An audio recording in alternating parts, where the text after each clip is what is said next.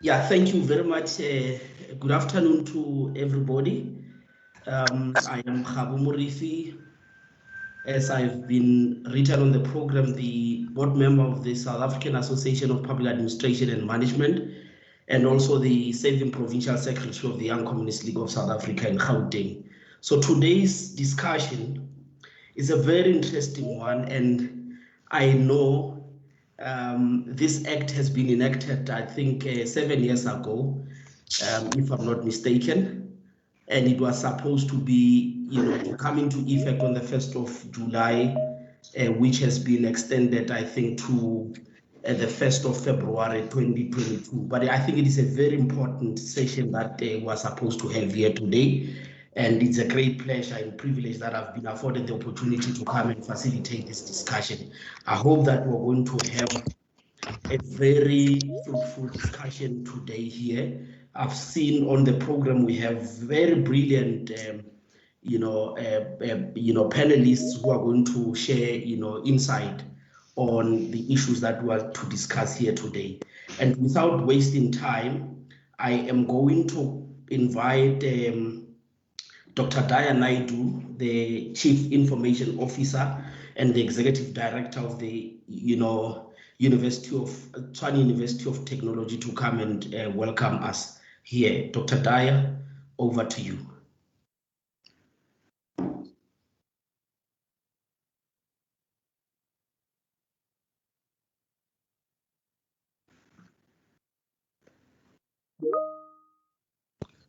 Okay, good afternoon, everyone. I hope that you can hear me and see me quite clearly with all the things that we have and disruptions. I shall get directly into the program itself. Thank you, Program Director, and welcome to our esteemed guests and fellow speakers. And to our colleagues here at TUT. This is an opportune time to talk about the implications of the Protection of Personal Information Act for the university and its various constituencies. Now, from the 1st of July, the key elements of POPI, as it is more commonly known and phrased, become enforceable. Our two esteemed speakers, experts in their field, will delve into the specifics of POPI a little later in this webinar. Suffice to say that in this digital age, there's a vast amount of personal information that is collected, sometimes without our consent and without us knowing, sometimes with our consent, especially when we post details of our lives on social media and when we just click yes to all kinds of things that pop up on our computers, and when we find vendors placing cookies and websites placing cookies on our computers, we just accept that without thinking. Now, with all this data available to be mined and to be used for whatever purpose, from marketing, which, that's how Google knows that you are in a particular mall and will send you updates on specific stores because that's what you searched for previously, to more serious and nefarious ends such as identity theft. So it becomes critical that our data and our personal information is stored and held securely. Now, globally, we have the GDPR, which relates to personal information of individuals. And this is the standard that's used in Europe and in the US. Now, POPI goes one step further when it extends this protection not just to individuals, but to companies, corporations, and institutions such as ours. So it looks at a juristic person and says that that person's information must be secure.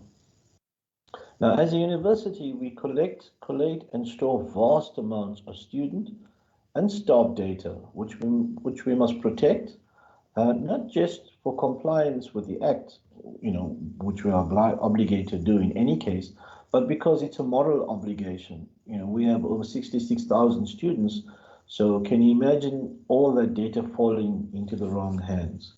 Now, as we adopt more and more digital technologies, more and more student data becomes available, and we have to take very, very stringent steps towards and guard against any unauthorized access to that data. With the advent of learning management systems, and other form of digital teaching and learning technologies, we now have insights into students that we've never had before. And we generically talk about learning analytics, of how we can track student performance in real time, but also that becomes an extremely intrusive act. So we have to take these steps I should also add, as we move into open science and research data management, where it is expected that data sets, raw data, etc., needs to be made available to fellow researchers, we have to take exceptional care that such data is randomized and anonymized. Now, finally, we also take extreme precautions to protect institutional data and access to this data. We always get requests from people, researchers, marketing companies, and so on, wanting to reach out to our staff and our students using Active Directory and our web platforms, and we decline that request on most instances. So we have already started taking the necessary steps to secure our staff and students' data, but we will, as the months unfold, and our colleagues in Devu, in the registrar's environment, and Dr. Patha in SMS, and in our research environment, we will start now implementing new frameworks and new mechanisms to make sure that this data is secured. It's also important to realize that data is the new currency in this digital age, and we must take every step to protect both that individual currency and, more importantly, individual human rights. So with those few words of introduction, I just wanted to welcome our speakers and the colleagues. We look forward to having a very, very stimulating discussion on POPI and its implications for the university.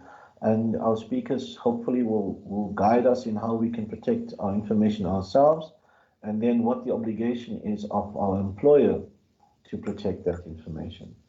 So back to you, program directors and program director, and let's hope we have a wonderful and stimulating discussion this afternoon. Thank you. Thank you very much, Dr. Daya Naidu, for a wonderful address, which I think it shows that also you are very knowledgeable in the subject, and there couldn't have been any better person to be given that platform except for yourself. I think thank you for a wonderful job you have done in welcoming us here. So the next speaker, ladies and gentlemen, is Dr. Peter Tobin. Peter Tobin has been to various universities, the University of York, the University of East London in England. He holds an MBA from Haley Business School, and also a doctorate in knowledge management from the University of Pretoria. He is a full-time academic at the Gordon Institute of Business Science at the University of Pretoria. So I was given his huge profile, so I might have not done justice to it, but he's well-read and has contributed quite extensively on the issues that we're discussing today, and I think that's the reason why he was invited here to come and share with us his knowledge. So I'll hand over to you, Peter, Dr. Peter Tobin. Thank you. Thank you very much, Program Director. Are you wanting me to have my camera on at the same time as displaying my slides?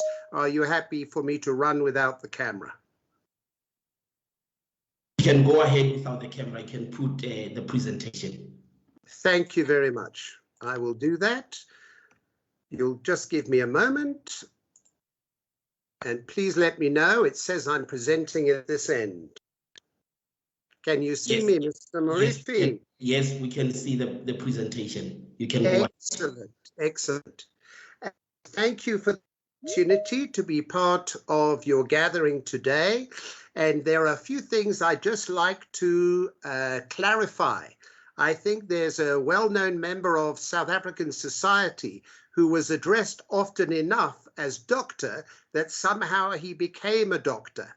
And I wish to assure you that I am genuinely a doctor of the University of Pretoria, but I am not a practicing member of the faculty of the Gordon Institute of Business Science, and I have not been now for a few years. Mr. Program Director, it may have been a slip of the tongue. The time I had at Gibbs, as it's better known, was one of the most fruitful of my working life, but it's now some years ago. And my credibility here, hopefully with you today, is not based on my academic credentials, however strong they may be, but rather on my professional credentials, aligned to the work I've been doing in the last number of years since the POPI Act was first brought on the statute book back in 2013 as an advisor both locally here in South Africa as well as internationally to organizations on the African continent and further afield in terms of protection of personal information. I say that without using the term act because I believe we all need to have in mind the principles around how we should protect personal information, whether or not there's a piece of legislation forcing us to do so.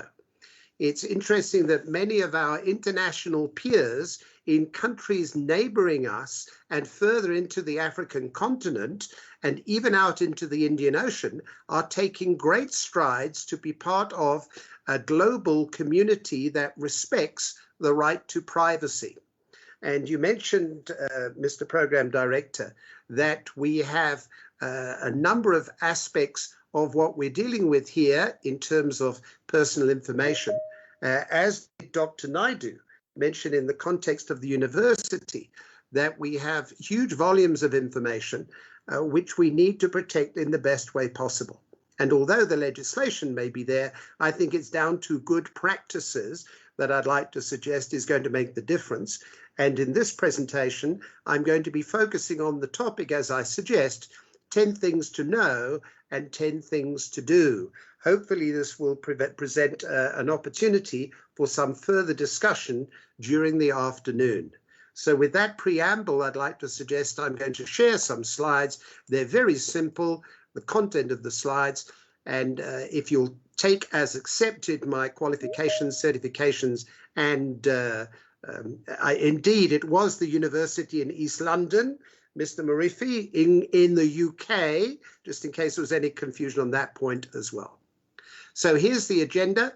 The POPI Act is with us, and these are the things to know. Number one, Mr. Murifi, you are spreading false rumors. Are you embarrassed?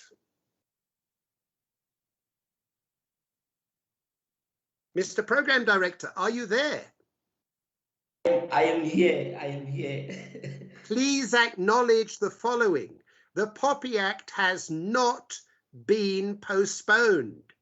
I will repeat that again clearly. The POPI Act has not been postponed until February of next year. You are right on one count. One particular section of the POPI Act has been postponed.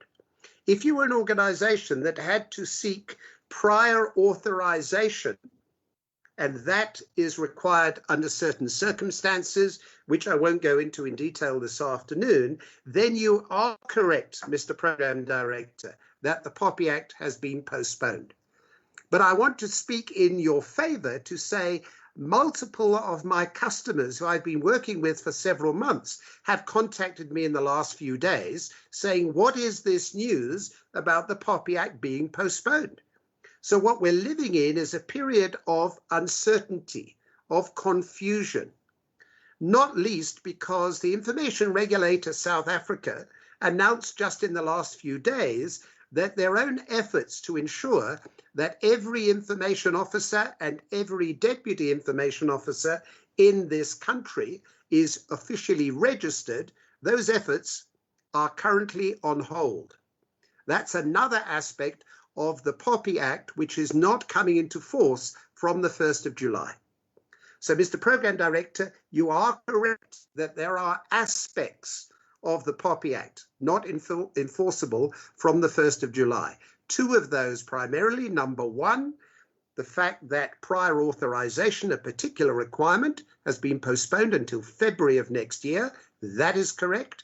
and also the fact that organizations do not now need to register their information officer or deputy information officer until further notice. But there should be no doubt in anyone's mind that the regulator, Advocate Pansy Klakula, and her team, and I want to say her growing team, are well positioned otherwise to assist the South African community with enforcement of the Act from the 1st of July.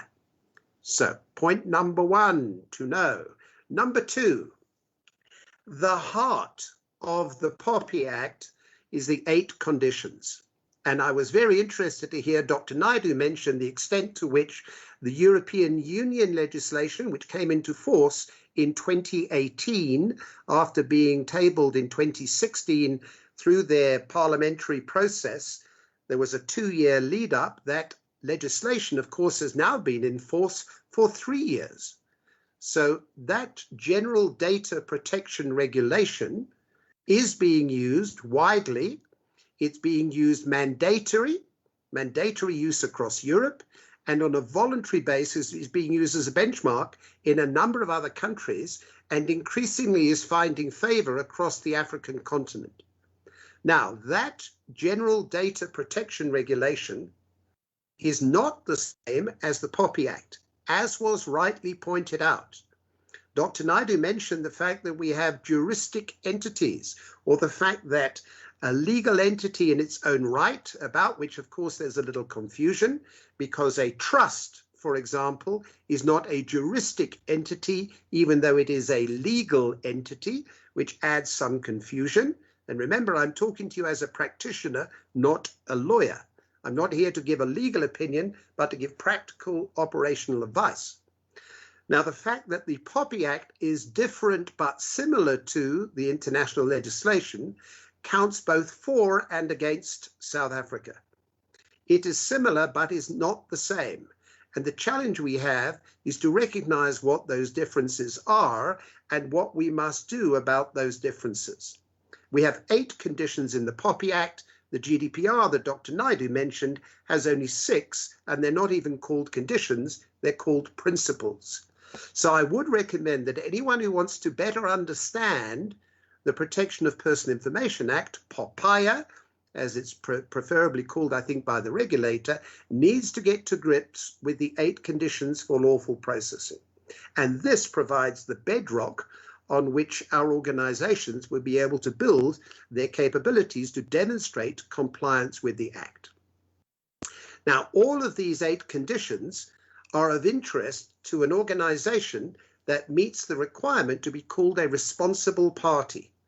And there should be no doubt in anyone's mind that Tshwane University of Technology is part of a community of organizations spread across the public and private sector, regardless of ownership, organizations who determine the purpose and means of processing personal information are deemed to be responsible parties, and they must comply with the 8 conditions for lawful processing. So there's no question, Tshwane University of Technology is a responsible party, must comply, and that means that anyone involved in processing at the university needs to understand what those requirements are. Now, it would be foolish to think that the only conditions we have to meet to satisfy compliance. There are indeed. If you were to go through the Act, as I have on a number of occasions, and count sections in the Act which have requirements that have to be met by a responsible party, you'll find that by no means all of those sections of the Act are contained within the 8 conditions. There are numerous other factors that have to be taken into account, such as how special personal information is processed. What is that special personal information? Well, it's defined in the Act, and what's interesting is that the United Nations Universal Declaration of Human Rights, dating back to 1948, provides the origin of the understanding of what in this country we call special personal information, and elsewhere is generally known as sensitive personal information. So the POPI Act has 8 conditions, but an organization fails to take into account the processing rules around special personal information, in fact be in breach of their responsibilities, will not be complying with the POPI Act, even though SPI, as it's known for short, is outside of the 8 conditions. Now, I mentioned that there are actually multiple requirements. One of those, which is the area of prior authorization, is one that I mentioned earlier as having been postponed by the regulator. To do with registration of information officers has also been further postponed by the regulator. But there are further requirements which will be coming into full force along with all the other requirements, including the 8 conditions, from the 1st of July. So be careful when you're preparing yourself and your organization for compliance with the POPI Act. Do not focus only on the 8 conditions. Make sure you look at all those additional requirements.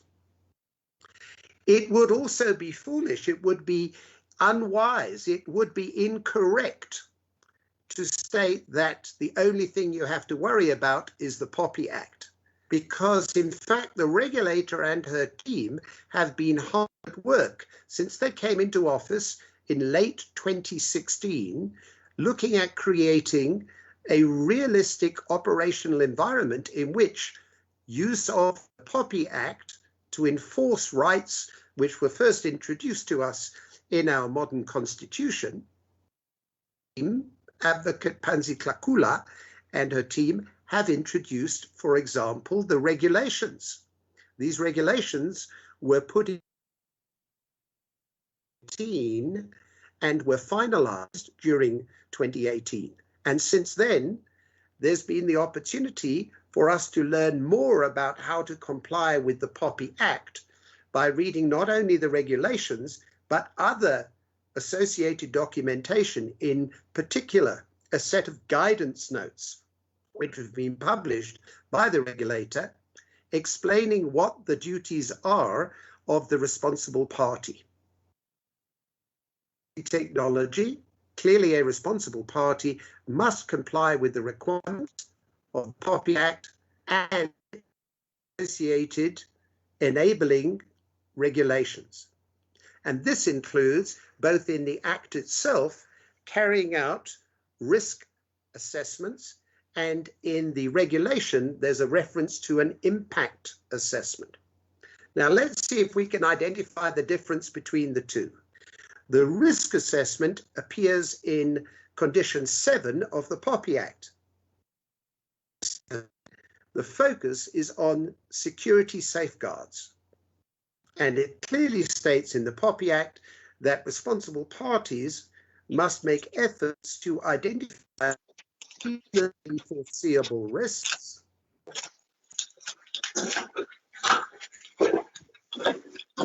So, Mr. Program Director, I think there's some sound interference. So, please mute yourself and please switch off your camera because you are disturbing the session. Please, Mr. Dr. Solipo, please mute your mic and switch off your camera. I'm sorry, Peter, please. You no problem at all. No problem at all. So what we need to do is to recognize that security safeguards, which is condition number 7 in the Act, requires organizations to conduct risk assessments of all reasonably foreseeable risks, both internal and external. And as a consequence of that risk identification exercise, to develop a risk management plan clearly addressing risks identified, as well as managing an ongoing risk monitoring program. Now, in addition, the impact assessment was used as an idea in the regulations. And although there's no final agreement and no firm direction from the regulator as to how to interpret the difference between a risk and an impact assessment, it's quite clear that there are some things which, in the sense of a risk, are unknown, can be more easily identified as an impact at something that is definitely known. There is no question about this. Example, if you don't update contracts and policies, you will not be able to adequately comply with the Act. That's different from saying there may be a future event about which there is uncertainty, which I need to investigate to try and either avoid or prevent a future event happening, or actively react when the event does happen. So some organizations have been confused over what must I do about this impact that's introduced in the regulations, and there I have some practical, clear advice for you. So we have 10 things to know. We're halfway through the list. In the regulations published in 2018, it's clearly stated that the responsible party must, and these are the 4 operative words, develop, implement, monitor, and maintain a compliance framework. Now, some of the people I've worked with over the last while, since the regulations came out in late 2018, have said to me, but what is this compliance framework? There's no definition in the Act. There's no definition in the regulations, and in the recent guidance note, which was published in April by the regulator, there is further no explanation or definition of a compliance. Now, of course, many of us are smart enough to be able to use search engines such as Google and others to go and look for the definition of a compliance framework and to interpret the term compliance framework in whatever way we see fit to make it work in conjunction with the POPI Act. As the regulator has not published any guidance or any other form of instruction as to what that compliance framework might consist of, or how it might assist our efforts in POPI Act compliance, I think this is an area that's open for conjecture, certainly for academic debate, but I think in the real world is open to organizations to say, I really need to try and do my best to comply, and how might I best do that? Some of the organizations I've worked with for international best practice, such as using an ISO International Standards Organization, ISO standard in an appropriate area. Both the UK and US governments, which are easily accessible due to their use predominantly of the English language to address their stakeholders, both have frameworks which are used to help to support compliance with their own privacy legislation or related matters. I'm thinking in particularly about cyber matters which have a large impact on our ability to comply with the POPI Act. There's a certain amount of debate around regulator might have intended by the term compliance. Obstacle to identifying the sort of structure, a framework to assist in compliance with the POPI Act that organizations can pursue. Next, there's a requirement that the responsible party must register their information officer with the regulator by the 1st of July. And it shows just how quickly a draft set of slides can go out of date from the time when I drafted these for presentation today to only a couple of days ago. The regulator has now mentioned that the information officer registration step is not possible to complete due to the unavailability of their online system. But that does not mean you cannot go through the process of formally appointing and either delegating or designating an information officer or deputy information officer to assist the responsible party in fulfilling the requirements for POPI Act compliance. So we know, based on the legislation, going back to PIA, Promotion of Access to Information Act, as long ago as the year 2000, when that came on the statute book, that there are definitions of who may be an information officer in different types of institution. And in the recent guidance note, which was published in April this year, there were further examples given of who can be an information officer for an institution. It also has become clear that the intentions of the regulator to ensure that only one individual is the information officer for one entity is also on the slide. The regulator has indicated they will no longer have a self-imposed restriction in their registration system in terms of only one person may use their ID number once to register in the system. Exactly how that's going to turn out is not yet entirely clear. In some cases, it may be that individuals are going to be allowed to be the information officer for more than one entity, even if they are not an employee of that entity. That was a restriction which was in place only since the guidance note of the 1st of April. The legislation didn't introduce that, but we seem to have that degree of flexibility emerging now, and we're waiting to see how that eventually turns out. But right now, my slides are out of date. You do not have to register as an information officer with the regulator by the 1st of July. That's a future date which has not yet been set. Number 7, it's worth knowing that there are fines for non-compliance, and those fines are up to 10 million rand, per incident. Mr. Program Director, I think we have an open mic again. Colleagues, let's try to mute our mics so that we do not disturb the session. I'm pleading, colleagues, please let's switch off our mics and our videos. And thank you. Thank you very much. So it's important to understand that there are fines for non-compliance. These fines can be raised by the regulator given the circumstances of any particular non-compliance incident. Now, depending on the nature of the organization that is being addressed in a particular incident, 10 million rand may be a lot or it may be a little. For most of us with very little money in our pockets, I'd suggest 10 million rand is a huge amount of money. But the reality is that there are many organizations, for example, in financial services, who in this country have received fines very much larger than 10 million rand. In other words, 10 million is small in comparison to fines which have been raised for contravention of other legislation, regulation, or codes. Now, the 10 million is also based on the numbers that were in the Act at the time it was submitted to the final parliamentary process.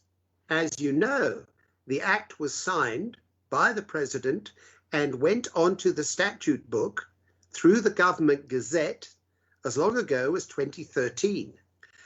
These numbers were embedded into the draft legislation well before that. If you take into account the lead time for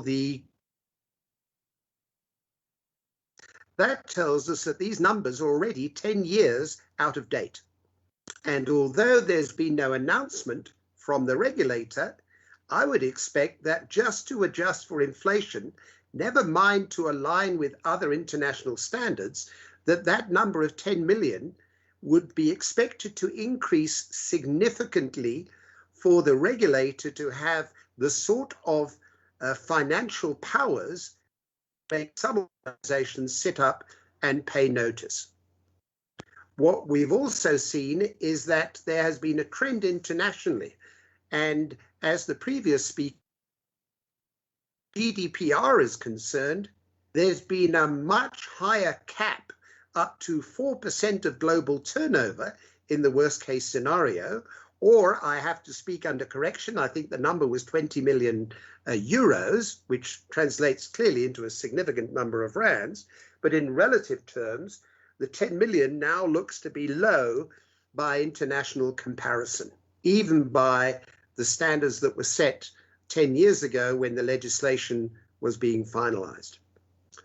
Now, that 10 million per incident is of course going to be dependent on the nature of the incident concerned, and it's no doubt that even though the regulator has claimed they're not going to display any leniency when they first come into office, at the same time they'll no doubt make their presence felt by raising the sort of penalties, if not fines, then other findings that they may have to make their presence felt, if I can say it, in the marketplace amongst all the other regulators who are out there in this country trying to make sure that we stick to the rules.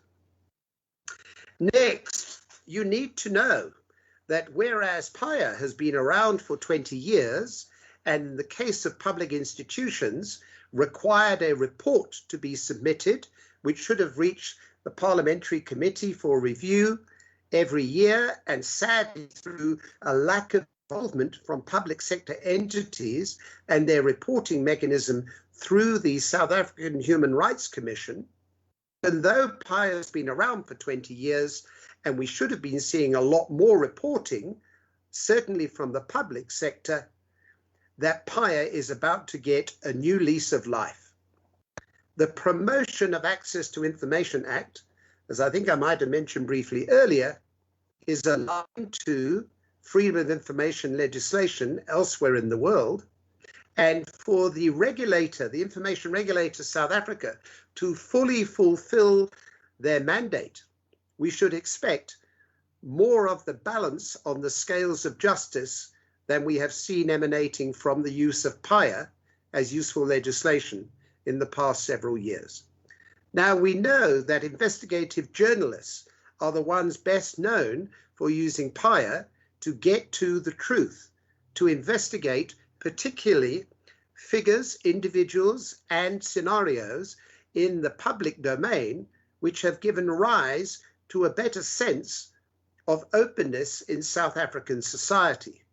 At the same time, some have criticized the same press for being, if I can find the right word, light-hearted or not serious about their use of PIA, as it is an important weapon for us as a community to have to get to the truth. So the POPI Act says protect, PIA says grant access. And what's clear is that the legislation is moving ever closer together, and that the regulator has indicated that it is now mandatory that an organization appoint only one information officer for both pieces of legislation. It had been suggested that they were two separate pieces of legislation, and therefore an organization could appoint an information officer for PIA purposes and another information officer for POPI Act purposes. That is not the case. The latest guidance from the regulator makes it very clear that a single office holder should be the party who's responsible for both POPI and PIA in an organization. Should an organization such as Tshwane University of Technology wish to divide the workload, then that divide should happen at the level of the Deputy Information Officer. It's entirely possible that you may wish to, as an institution or other institutions, may wish to divide the work between different officers of the organization, and one of the logical lines on which to break that up is between the two pieces of legislation. In other cases, there may be multiple deputy information officers appointed for a variety of business needs. I can think of a scenario in Tshwane University of Technology where there may be different business pressures suggesting that deputy information officers be established to assess and work with the needs of those different communities. Now, that's a decision you can make, but my suggestion is, and the regulator has made it very clear, that you need to understand both POPI and PIA as they work ever closer together. Number 9, getting compliant is not good enough. You must be able to demonstrate compliance and do so on an ongoing basis. I've been asked many times since 2013, when the POPI Act first came on the statute book, where is my POPI compliance certificate? People have said to me, but I need to show that I'm complying with the POPI Act. And my reply has been open and honest. There is not such a thing as a POPI Act compliance certificate. Only the regulator has the power to authorize the issuing of a compliance certificate. And it is not only the regulator in this country, but it is the regulatory authorities in Europe who are worth following to understand the logic.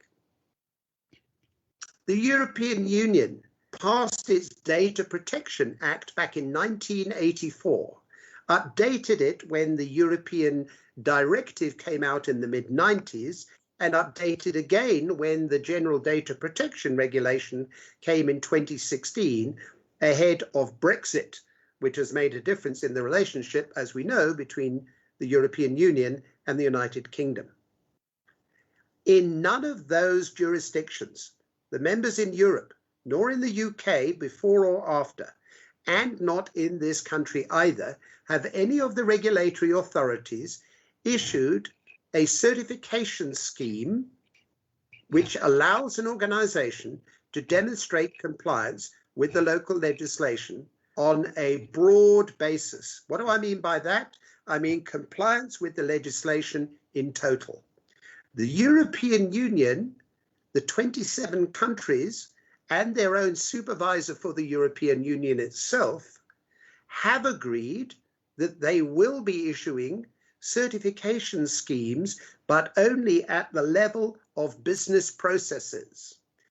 Thus far, our own regulator here in South Africa is silent on the subject as to whether or not there will be a certification scheme enabling organizations to demonstrate their compliance with the POPI Act.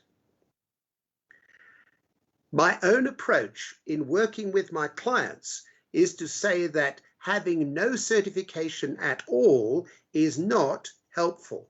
I am not, nor is any other independent party in a position to issue a compliance certificate.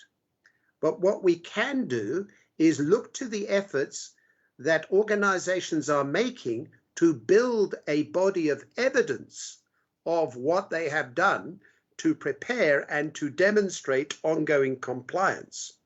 And we need to work together to establish the understanding between organizations as to what it means to be compliant, both based on the efforts we have made in preparation, which might include something like completing a project and demonstrating project objectives, as well as a series of ongoing compliance future tests. Even without the regulator, we can understand that organizations will continue to complete self-assessments. They will complete internal audits. They may even engage with external audits that will demonstrate compliance. But in no case will anyone, until the regulator takes action, be able to issue a certificate of compliance. Hence, it is building that body of evidence and being able to demonstrate compliance on an ongoing basis that it becomes so important. We're reaching the end of the first half of my discussion with you this afternoon in terms of topic and content. We said that we had 10 things we needed to know, and here's the 10th. If there is one action that can be taken, not above all others, but of all the other things you need to know, of the other 10 points or 9 points that I've made, then I would say that staff awareness is absolutely key. How right it should be that in an institution of learning, in Tshwane University of Technology, the message about education and training surely has to sit comfortably. It's quite clear, particularly based on some of the surveys that I'm sure people like Dr. Naidu and others have read, that the majority of the problems that organizations have in failing to comply with privacy legislation, such as the POPI Act, or openness legislation such as PIA, is down to action or inaction by our own people. It's true that there are bad actors, evil nation states in the world. There are many risks we face. But the truth is that the biggest risk we face is that our own people do not know, or worse, and heaven forbid, do not care about the subject we're discussing this afternoon. The POPI Act mandates that the information officer should ensure that there is awareness of the need for compliance with the POPI Act. But I strongly advocate, I really believe, we need to go much further than the minimum of merely creating awareness. What we're dealing with here is much closer to cultural change. What we need is a strong change management initiative in organizations to make sure that at least we can make our own team a bulwark, a strength, a fortress of compliance when faced with all of the other challenges we have in terms of meeting the requirements of the POPI Act. Mr. Program Director, I was allocated, I believe, an hour on the program. I have no intention of taking more than my allocated time, but with your agreement, I'm now going to the second part of my presentation. We've dealt with 10 things to know. I'd like to make this more operationally focused and deal with 10 things to do. Mr. Director, am I still coming through loud and clear? Yes, sir. You can continue. Thank you. Thank you very much. So what do we need to do? We need to assign ownership and accountability. Of course, the information officer, whether it be the Vice Chancellor or some other officer of this or any other institution, may have been made information officer by default. Of course, that responsibility may be signed away, but it cannot be that the liability is signed away, nor should such an officer feel that the ultimate accountability is to be signed away. But we cannot have the image that complying with this legislation is all somebody else's problem.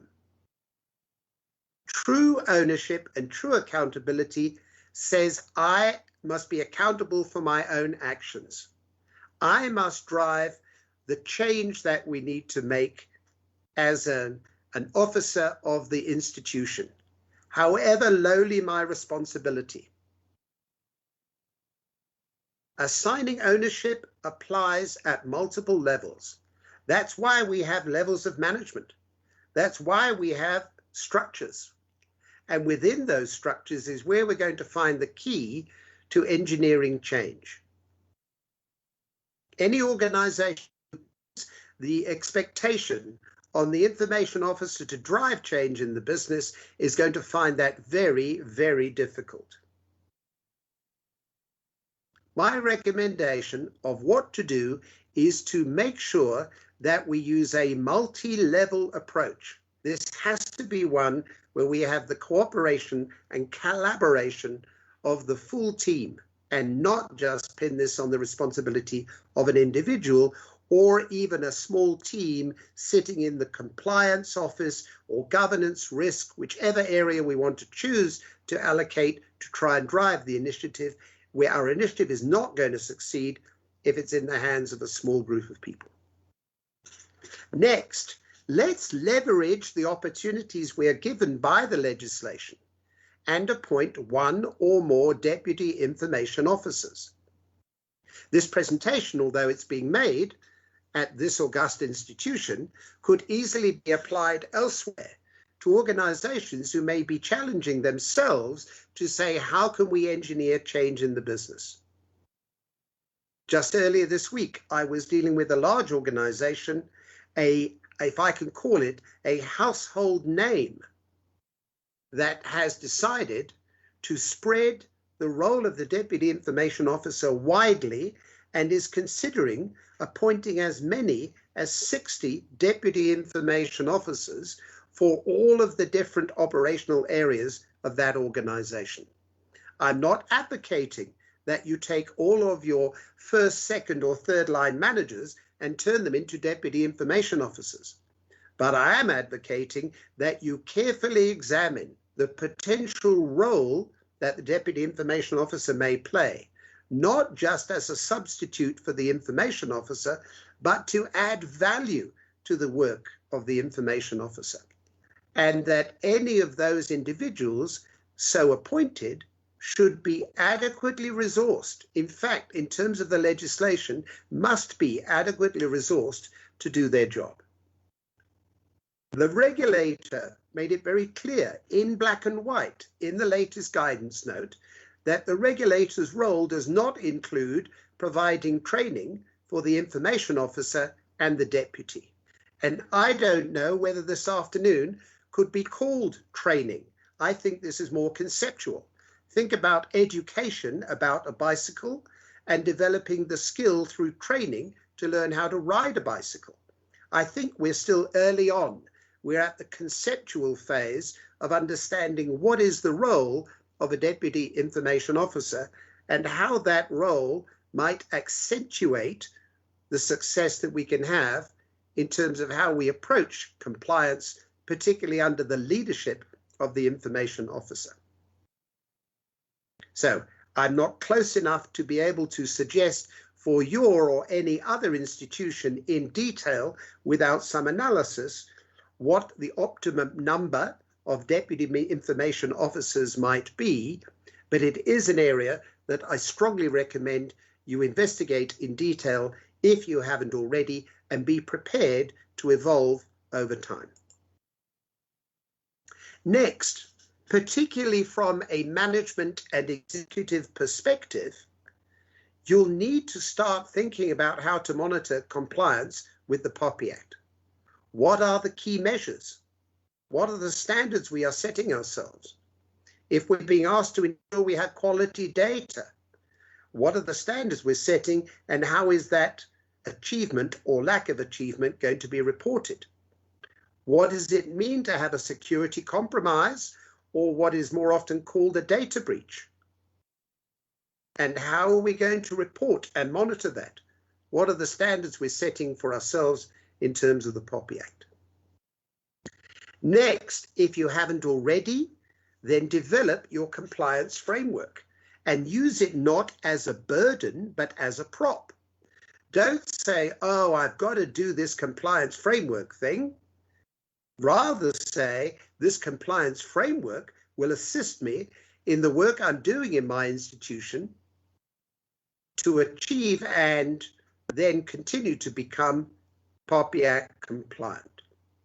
Now, as I mentioned earlier, although the compliance framework was raised in the regulations and has little substance beyond that, those of us who are working in the compliance field are well familiar with the fact that, for example, the South African government has defined what a compliance framework looks like.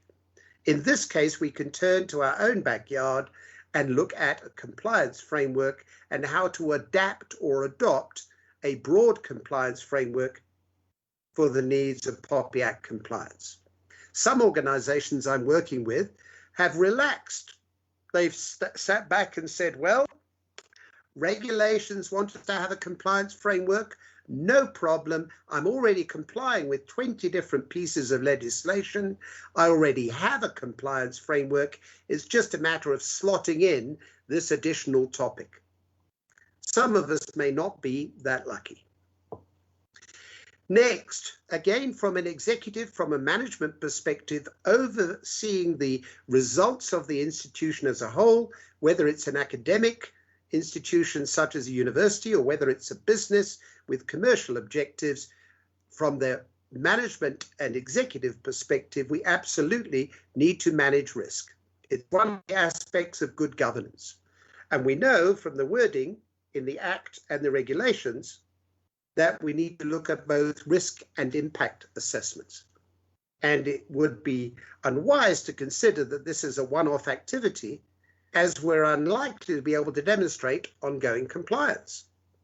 In addition, if we're using an effective risk management framework, then by carrying out those periodic risk and impact assessments, we'll be able to align those to our understanding of how to interpret our risk appetite and decide those items which we're prepared to live with within our risk appetite tolerance, and those items where we need to take strict and maybe urgent remedial action. Number 6, when you have completed those risk assessments, then make sure you follow through. So many projects I've seen, there's enthusiasm at the start to say, yes, we're going to be POPI Act compliant. We know about the 8 conditions. We know about the other 6 areas we need to look at. Let's go and do our risk assessment. But that's not even half the journey. Then we need to identify what are we going to do, take into account our risk appetite, and then drive through the change. And because this comes in the latter phase of the project, energy levels start to drop, and it becomes a real challenge to be able to make sure that we're achieving our project objectives. So for anyone who is at this stage, I'm not suggesting Tshwane University of Technology is at this point, but many other organizations are still saying to themselves, well, I may have left it a little late. What can I do now? The answer is, I think you need to take a phased approach, not just by the 1st of July. Don't be unrealistic in setting short-term objectives which are setting you up to fail, but a sense of urgency and priority around what can be achieved in phase 1, however that's defined, and look at phase 2 as being those things that come later. Beyond 2 phases, I suggest we're beginning to dodge any firm commitment, and I'd suggest that we need to have that sense of urgency which comes around from having something like a 2-phase approach. I spoke earlier in the things we need to know about the difference that staff training can make, so now this is the thing we need to do. It's erroneous, it's fallacious, it's dangerous to think that once I've done a general staff awareness training, I've sat people in front of talking head laptops, or I've had them in front of a poster campaign, or I've handed them out some free t-shirts, that this will answer the question, have I trained my staff? What we need to recognize is that different roles have different requirements, both in terms of seniority and job role. And that includes the role of the information officer and deputy information officer. So many organizations, having prepared for the POPI Act long ago, are coming back second time round and saying, I've learned a lot about what I need to do, and this is what my new training program is going to look like. Next, when you have a good story, share it. In Tshwane University of Technology, your student is your customer. Let's face it, our students, whoever is funding the student pays the bills. Let's talk to our students about how we respect them as individuals, what the POPI Act calls a data subject. Let's talk to our suppliers and what we expect of them, particularly if they're an operator, that is a supplier processing information on behalf of the institution, in this case, the university. And let's talk to our people about the extent to which we respect them and their rights, and how we're going to support them in exercising their new rights under the POPI Act.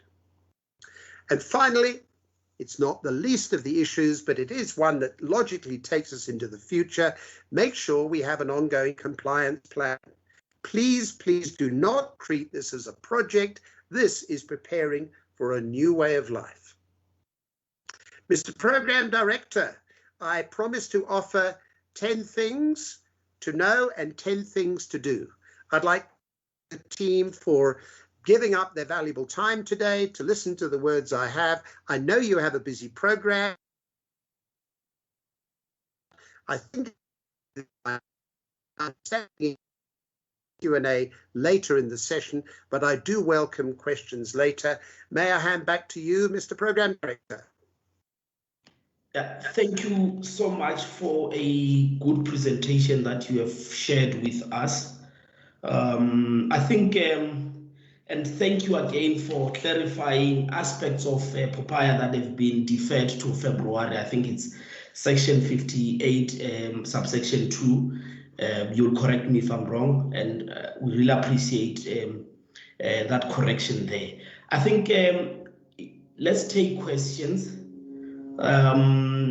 Colleagues, you may have heard you have heard the presentation, so please, you can raise your hands and then you'll be recognized to speak, to ask your questions.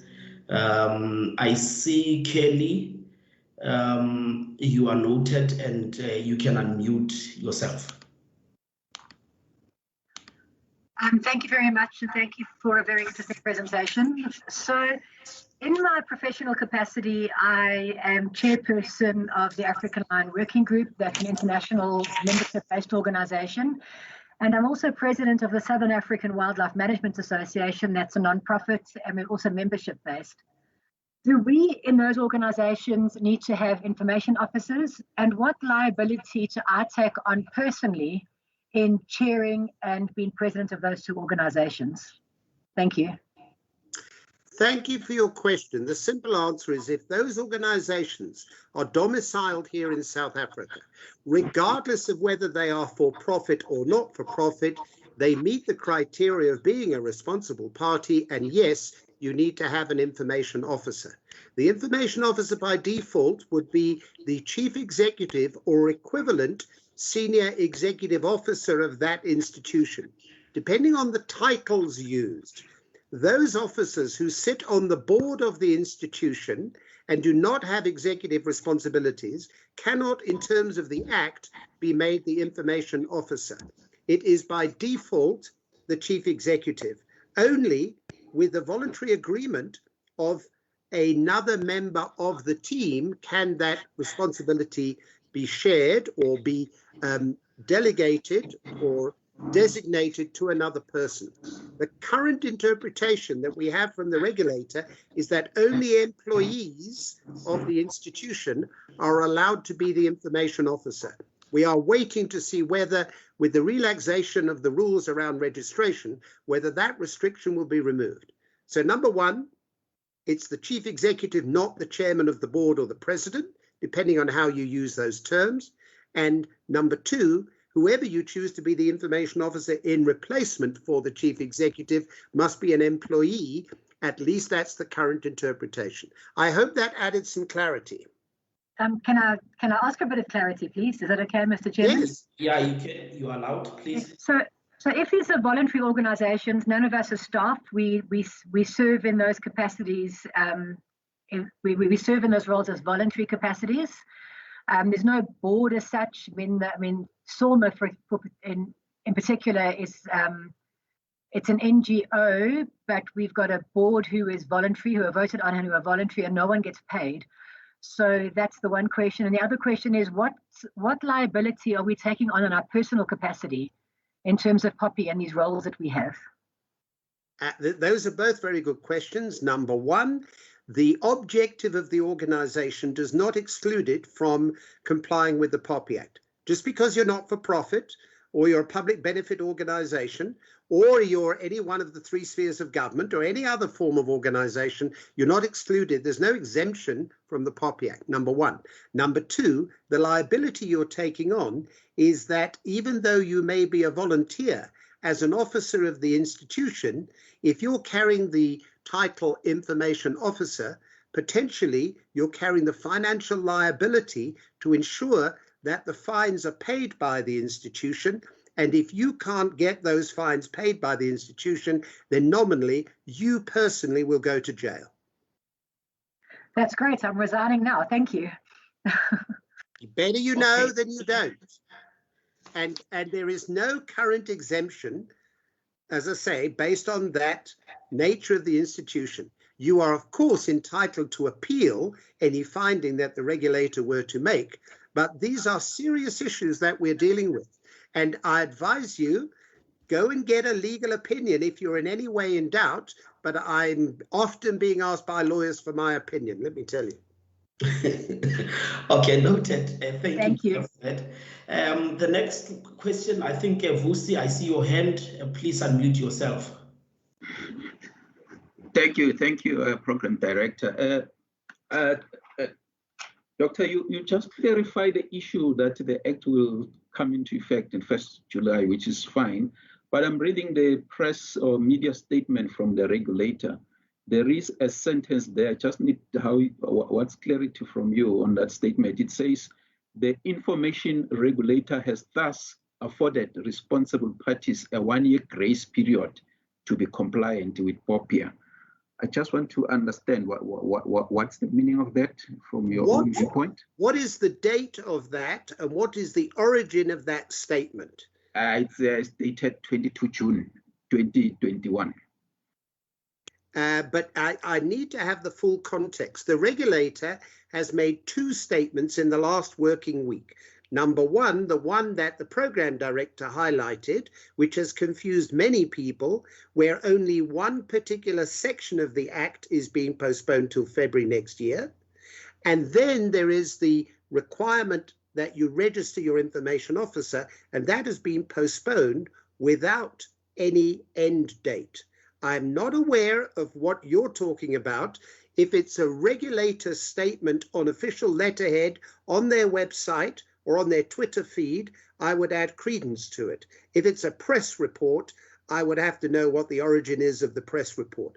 Vusi, what do you have in your hand? Is it on the information regulator's letterhead? Yes, it is. It's information regulator's letterhead. I think it's the same statement where it dealt with the issue of the registration of the information officers. The same statement we dealt with it. So there is this statement which I just read from you. Because I read a statement on the regulator's Twitter feed yesterday, which said, in case there's any confusion, the POPI Act is going ahead. Are you with me? So I did preface my remarks by saying we're living in a time of change and that the situation is fluid. There's no question about that. If I am a few hours out of date because some announcement has been made this morning, let's see what we can find. We are live on Twitter as we speak. I'm reading to you from Twitter in front of me here, if I can find any further update than the latest one I had. So the one that I've seen most recently from the regulator, again, maybe it's refreshing, still talks about the portal and the no deadline, no registration deadline for the information officer. Yes. Yeah, thank you very much for that. Jacqueline, you can also unmute. Unmute yourself, Jacqueline. I see your hand. Sorry, I was just busy doing it. I just have a question. The POPI Act, I know it is for like individuals, but is it for companies as well? Companies' information? Okay, so that's a good point. Data subject. Data subject in the POPI Act means a living individual, which is you, which is me, individuals, and it protects the information of what is called a juristic entity. Now, a juristic entity takes a number of forms. Most commonly, they're identified as being companies. But I mentioned earlier that there's a technical difference between being a legal entity and a juristic entity. And a trust is a legal entity, but is not a juristic entity. But to all intents and purposes, companies that you deal with are themselves data subjects, and companies in that sense have a right to ask information on behalf of the legal entity, the company, and to have their information protected as the company in the same way that living individuals have those rights. I think it was Dr. Naidu who highlighted that in his opening remarks, that we are the only country in the world that I know of, maybe he knows of another, where that requirement for treatment of juristic entities as if they were living individuals is the case. Okay, thank you very much. Thank you. Thank you so much, Dr. Peter Tobin, for responding to those questions. I think they will be ongoing. I mean, there is, you can also write some of the questions on the chat. We'll read them through as the program continues. And I think, Peter, thank you for that input that you have made. It's really, really thought-provoking.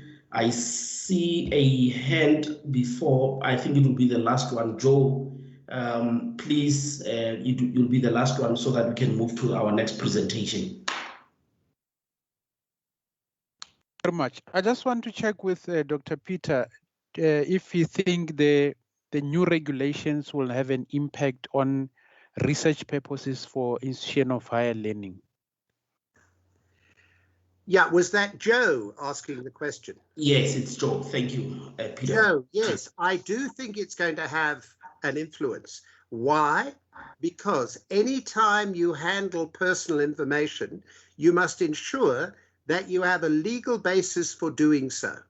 And where previously you may have had an informal collaboration agreement or an understanding between academics, that is no longer sufficient. You must have a formal legal mechanism for sharing information. Now, here I'm talking about personal information, not scientific information. Scientific information is not included under the POPI Act, but just to hold the information about fellow academics and their contact details and anything else to do with them as individuals requires you to have a legal basis for doing so. So an informal agreement amongst friends is no longer adequate. Now you're conducting this on behalf of your institution, which is a responsible party. Then the responsible party has a duty to ensure that either there is a consent agreement or there is a contractual agreement. Those are the two most common.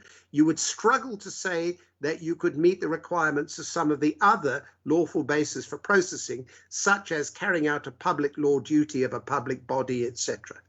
So yes, it will have an impact. It will force you to tighten up, to formalize information sharing agreements. Again, I want to emphasize, not because of the scientific information, but because of the personal information. Joe, I hope that is clear enough. Yes, thank you.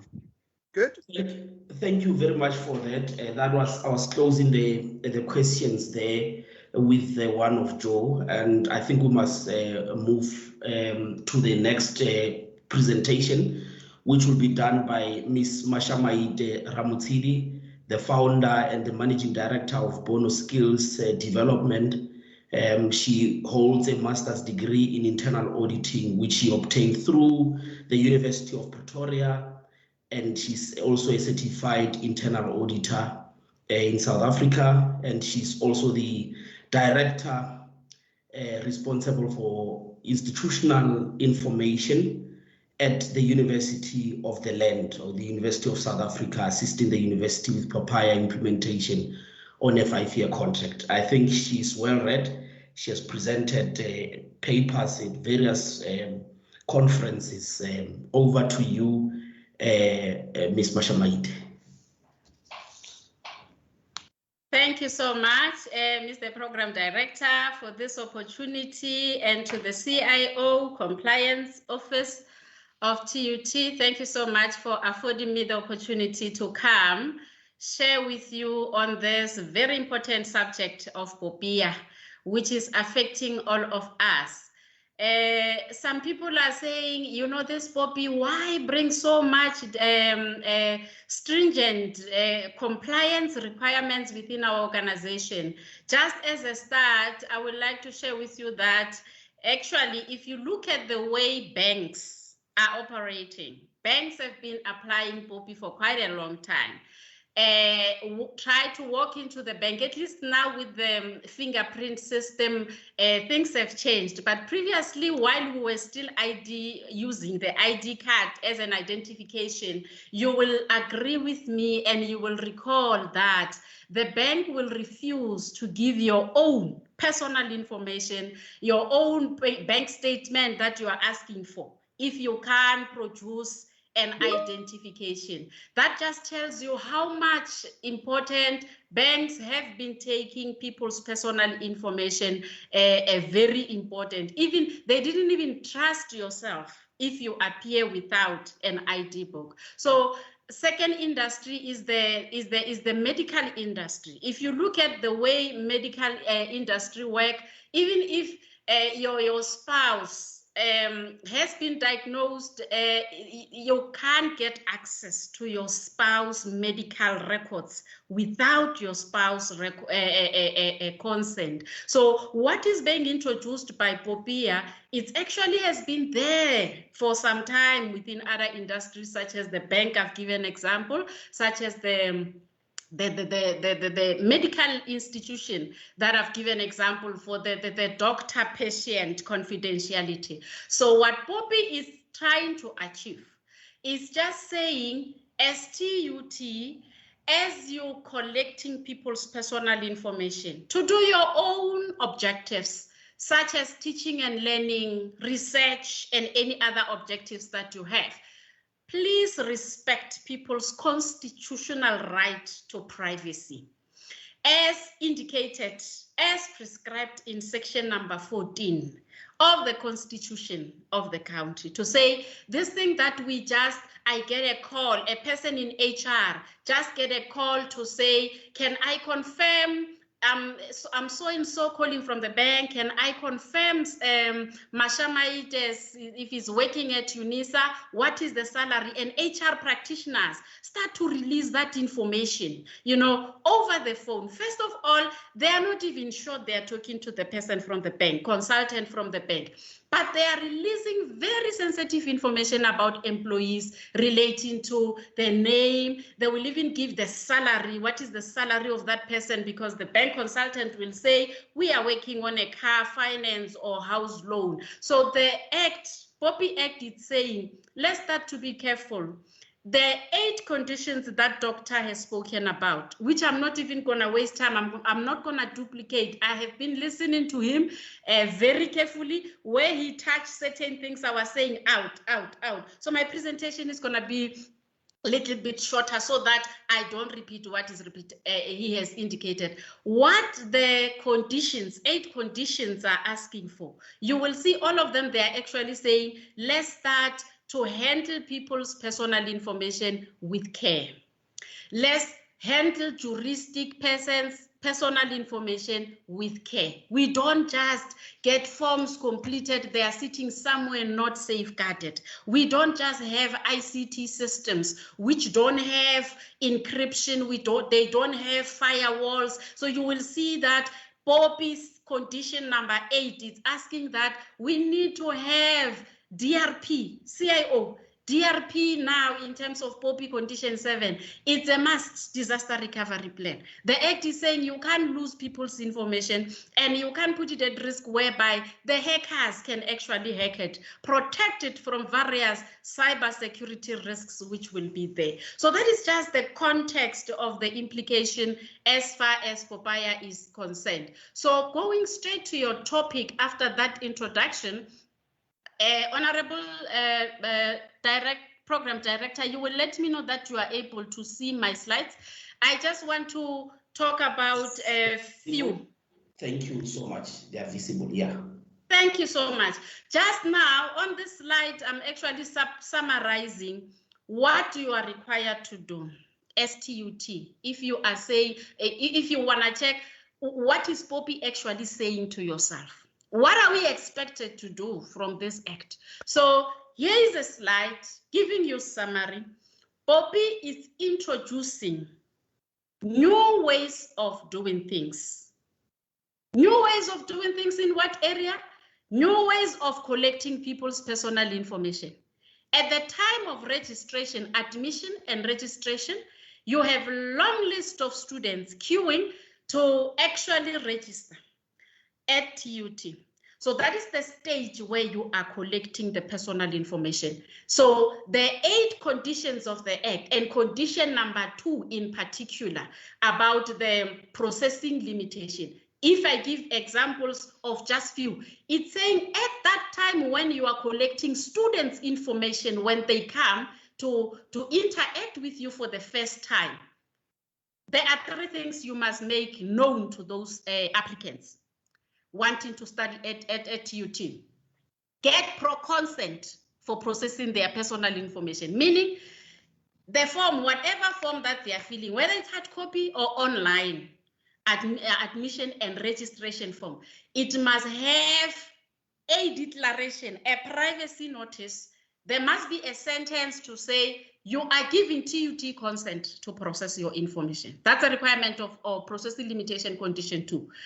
If we move to condition number 3, which talks about the purpose, the second sentence of your privacy notice, you need to tell that applicant wanting to study at TUT for what purpose are you using students' information. You need to disclose the purpose at the time of collection.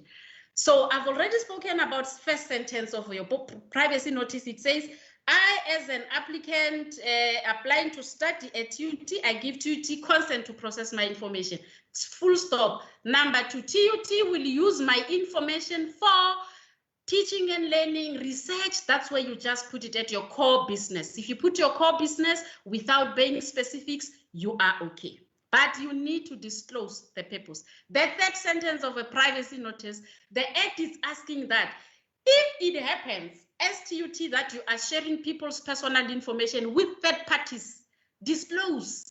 Make these data subjects know who are the people you are sharing their personal information with. So that brings the third sentence of the privacy notice, which must appear on all our data collection form.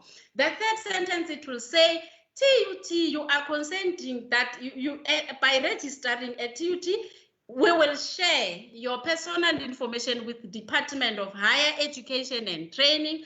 We will share your personal information with SAQA. We will share your information. Now you start to determine in terms of students' data subject category. You have to determine what are the mandatory third parties that you share personal information with, so that you can include that as part of your privacy notice.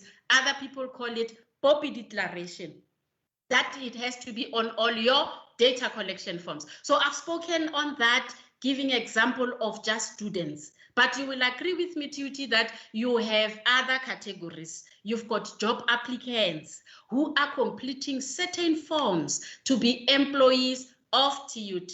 Certain forms, all the forms which are being used within HR space, you need to have a privacy notice whereby a job applicant will give you consent for processing. You will tell the job applicant what you're going to use employees' information for, and you will tell the job applicant that you will share their information with medical aid institution, pension fund institution, the banks for paying their salaries, SARS for tax purposes, Department of Labor for UIF purposes. Those are just examples. So these are the new ways that are being introduced by the Act as far as collection, the blue part is concerned. And why is the Act asking this thing? It is so that the data subject can take you on as TUT should you decide to use their personal information for any other purpose other than the one you put on the privacy notice on the form that they signed.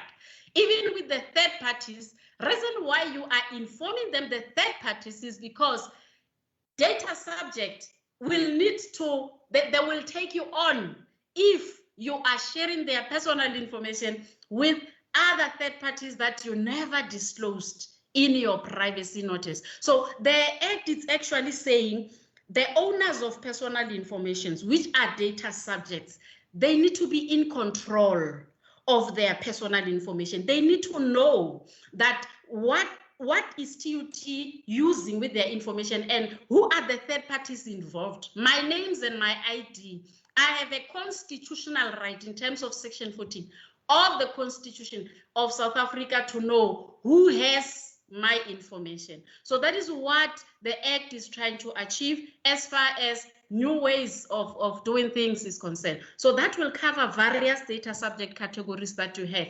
Privacy notices is what you need to put as part of implementing the Act. An example under the storage, which is under condition number 3 of the Act. The Act is saying the manner in which you store people's personal information, make sure that you protect it from loss, damage, or unauthorized access. That's section number 19 of the Act. So what does that mean? CIO, it touches the first aspect that I gave example on, to say you will see that for you to comply with section 19 of the Act to prevent loss, damage, and unauthorized access, it means you need to have, on the loss, you need to have disaster recovery plan, business continuity measures. Under the unauthorized access CIO, it means you need to have some firewalls, you need to have some encryption, you need to have a whole series of information security controls within your ICT systems. Also manually, because there are certain processes within TUT that I believe you do receive manual forms. So that section number 19 on the protection, it applies to manual forms as well. So it means these things of just putting piles and piles of people's documents containing their personal information in offices, on tables where there is unauthorized access, anyone can walk and actually grab that. That constitutes non-compliance with POPI Act. If the regulator was to decide to come to TUT and do ongoing compliance monitoring in terms of the storage, you will actually be fined for filing the hard copies and leaving them, people sitting in open plans, yet they deal with very sensitive special personal information, employees' information, such as the criminal vetting information that were done on people. Those are very sensitive information that they need to be protected accordingly. And still under that particular, I think storage is fine. Let me go to the retaining. The Act says retaining is also under section number, condition number 3. It says, do not retain people's personal information, documents containing people's personal information for longer than the purpose you collected it. What does it mean? Let's go to HR and give example with HR. HR, if there is a vacancy, they advertise a position. It's one position, 150 applicants apply. You shortlist 7 people for interview. Ultimately, you get successful candidate. What does that mean? You have 149 unsuccessful job applications for that particular advert. What the regulator is saying, what POPI is saying under condition 3, it says determine the retention period for that category of personal information. And I'm giving example with HR, but the same example applies to students' information, service providers' information, alumni, donors, council members. But in the interest of time, let's just use example using information of the employees. You need to determine in your records retention period schedule to say unsuccessful job applications STUT based on our own operational requirements and based on the fact that at times unsuccessful job applicants, they phone to say, why was I not be successful? We need to be able to answer. As TUT management, we are thinking the retention period will be 3 years, okay, for unsuccessful job applications. But also the Act is saying, while you come up with your own 3 years, 5 years, consult with other legislations because certain type of records retention periods are prescribed there, such as I think there's a legislation prescribing that after employee has left, you keep the information for 7 years. Even the accounting, financial statements related records, I think there's a legislation talking about 7 years. So consult with the relevant legislation to define your retention periods. Then what is POPI condition saying there? It says after the retention period has elapsed, if you still found to be with that particular document and you did not take it through the disposal process, that constitutes non-compliance with POPI. The Act is saying you are putting people's personal info, those unsuccessful job applicants, you are putting their personal information at risk unnecessarily so. While the purpose is gone, I mean, you're no longer gonna need it. You've got a recruitment policy in black and white saying if there's a new position, we advertise, we never go to boxes. Okay, so what I see happens in organizations such as mine, that I'm temporarily helping them to implement POPI UNISA, you will find that these documents that the purpose has ended, we will even go to the extent of taking them to Metrofile for filing their storage. We don't have sufficient filing spaces. Let's take file boxes to Metrofile. What are we taking to Metrofile? We are taking documents that in terms of POPI, we shouldn't even be retaining. Their retention period has elapsed, but we took boxes to Metrofile. So if it happens that the regulator was to walk in and they want to do compliance inspection and they are focusing on just the retaining aspect, they will say, where do you keep your records? Internally, do you have others externally? We show if they find anything that its retention period has elapsed, the regulator will fine you to say, you shouldn't have kept this because you're now just putting this information at risk unnecessarily. The last one that I can give example, I think on the use, I gave example in the introduction, the HR story to say giving out information telephonically. I mean, you don't even know who you're talking to. Yes, the person can be saying, I'm phoning from the bank, but you don't have evidence of that. So make sure that the owners of the information are aware before you release information. Last example on the distraction. Section number 14 of the Act, it says, if you have a record containing people's personal information, let's start with the hard copy, destroy it in such a way that it cannot be reconstructed into its intelligible form.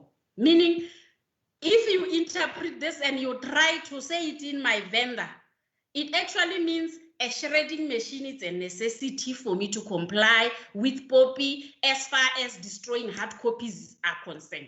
If regulator, compliance officer from regulator was to walk into my office and ask me, how are you complying with section number 14 of destroying hard copies? If I don't have a shredding machine, I don't see any other evidence I'm going to produce that I have controls in place to ensure that documents hard copies are distracted in such a way that they cannot be reconstructed. So that is just what conditions of the Act as far as distraction is concerned. And I gave example with hard copy. Let's just give one example on the electronic CIO. On the electronic side, you find at times you find that in terms of your processes, you have old laptops or desktops that maybe are leased or whether you bought them. Our ICT colleagues are very confident and they are saying, Masha, we reformat the hard drive before we dispose of laptops, before we actually either donate them to schools or sell them to employees or whatever. The computer science students have done a research whereby they have discovered a software, a tool that can actually retrieve data from a formatted or from a cleaned hard drive. So how that happens, I don't know. But we know with technology, anything is possible.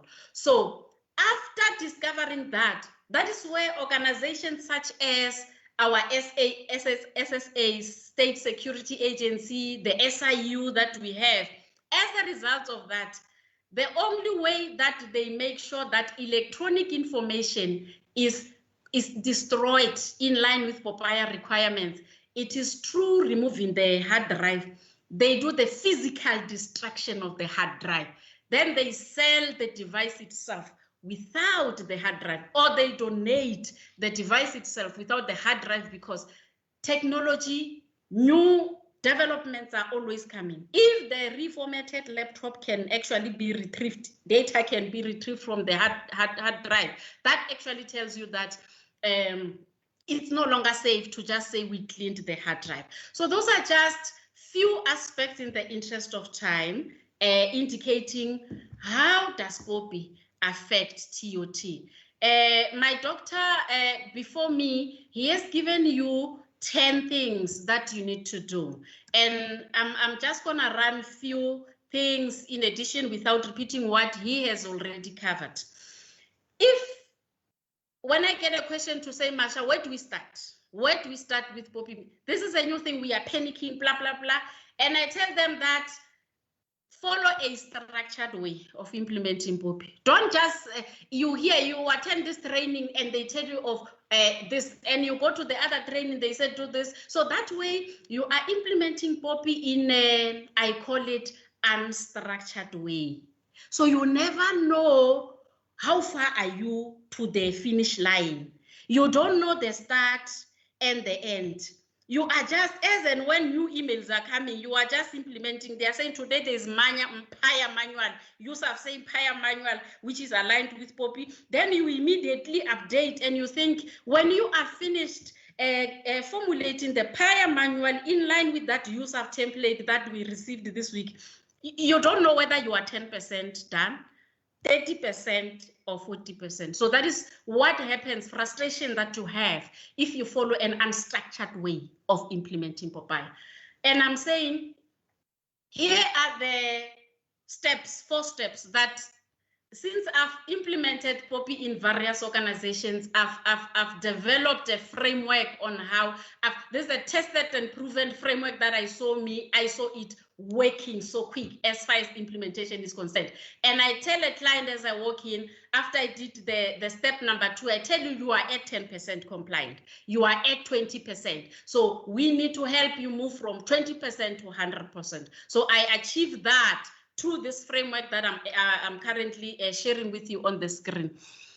As you may agree with me, considering that POPI is new, the slide that I just shared with you, I've given you an example of just one requirement per condition, and I didn't even cover all 8 conditions. Dr. Peter has covered other requirements, but if you combine what he has given you and with what I've given you on the previous slide, it's still not at 100%. Okay, so it means it's introducing, there are so many new requirements that if you are to really get compliance, the very first thing, which is urgent, it's training and awareness. What is this act asking you to do? I think all employees of TUT, if they are to assist TUT to achieve, including a security guard at the entrance who has a book to make people sign in, it's asking people ID numbers, it's making people write the name and the ID number and everything and their cell phone number. That person needs to be made aware. How are the conditions of the Act, 8 conditions of the Act, affecting their day-to-day functions? That training and awareness is very important, because the minute people are aware, they will collectively help Council of TUT, help the VC, help the VPs and the CIO achieve POPI compliance. Because if people do not know, they will cause non-compliance out of lack of knowledge. So make people know how are the 8 conditions affecting my day-to-day as a person in finance paying service providers. Okay, you need to tell me, so that, because maybe unconsciously so I generate list of service providers, or I generate list of students, and there are people who are saying they can give me money outside. No one ever told me it's wrong to go to the student system and generate records of all students and their cell numbers and give them to third party. No one told me, but I am a student advisor. I'm working within registration. I have access to this system. So that is step number 1 that I'm saying. It's one of the urgent steps that training and awareness needs to be done. And I'm happy that TUT, you organize this webinar. This is one of the measures, of making people aware. So, but there's also need to be structured training, because the way conditions are affecting service providers' information is different from students, it's different from employees, it's different from council members, because you're getting various different types of personal information. Then, when people are aware, the next thing that you need to do, I think this blue one is the one which is touching. It's going to give you an idea to know, where are you? Are you at 10%, 20%? So this is POPI readiness review. This is an exercise. Other people call it gap analysis. This is an exercise which needs to be done at the beginning. When we talk about POPI implementation, we need to know what to implement. And what will tell you what to implement is this step number 2. You do POPI gap analysis, whereby you compare all the provisions of the Act, all the provisions of POPI, match them against your operations of your organization. Thereafter, the outcome you're gonna get, you are going to find that you've got 3 categories. You've got areas where you are already green, meaning you are already complying. Excellent. Second category, you're gonna find that there are areas whereby when you look at the requirements of the provision of the Act, you are actually partially complying. You know, the Act is the provision is asking 1, 2, 3, and you are just doing 1, meaning there is a 2 and a 3 missing. So those areas you will rate them as here we are partially complying. Then there are areas whereby you don't comply at all. And I'll give example. Maybe your student forms at the moment they don't have any privacy notice. I haven't got chance just to check them. If that is the case, then you are right there. You do not comply, meaning privacy notice, it hasn't been designed, it hasn't been put into the forms. Okay, so then you're gonna have the deliverable on step 2, which is POPI readiness report. Okay, on the green, excellent, nothing that you need to do. Step 3, you are taking only your yellows and your reds. On your yellows, the part that you're not yet complying with, develop an action plan. What action you need to do for you to move from the yellow to green. The red ones where you are not complying at all, write down action plans. What do I need to do for me to move from red to green? That you put in what a document we called POPI implementation plan. Obviously, those action plan you need to identify who's the responsible person. And the responsible person will be various people in various business units at TUT. Who's the responsible person? What target date? So that the implementation of that implementation plan can be monitored by somebody else, by the Deputy Information Officer, who has been delegated by the Information Officer to implement POPI. So as and when, and let me give you an example how I'm saying we get the percentages, because once the plan is done, on number 4, you are now just implementing those actions one by one. If actions in the plan are 10 and you completed 2, you can gladly, without any doubt, to say at the moment, I'm 20% done with the implementation, okay? And if you are at 5, you can gladly say, I'm 50% done with the implementation. By the way, a note, I think it was point number 10 of Dr. Peter, when he said there must be an ongoing. We never say we finished, we are now on green on all areas. Ongoing compliance monitoring must kick in. This process I'm talking about, it relates to what we call once-off activities. These are once-off activities that the minute you develop a privacy statement, you put it in the forms, I mean, you're done. The forms are okay. They cover consent, they cover purpose, they cover third parties. You don't have to every day somebody coming to work on that. So category of those activities, we call them once-off activities. The minute you're done all once-off, you will say, we have now implemented 100% of POPI. What is left is point number 10 of Dr. Peter. And we call those ongoing activities. These now are day-to-day functions. And where do we get them? They are written in the Act, Section 55 of the Act. Those duties and responsibilities of the information officer, which POPI information officer, which are delegated to the Deputy Information Officer, those are ongoing activities that needs to happen. Additional ones were given in addition to Section 55, additional ones were given in the POPI regulations, the one that were published in December 2018. So if you take Section 55, you take POPI regulations, December 2018, you have a complete list of what are the ongoing functions that needs to happen. So just to give you a few examples of once-off, I've given you example of privacy notices. The last bullet point, I'm not going to repeat on it.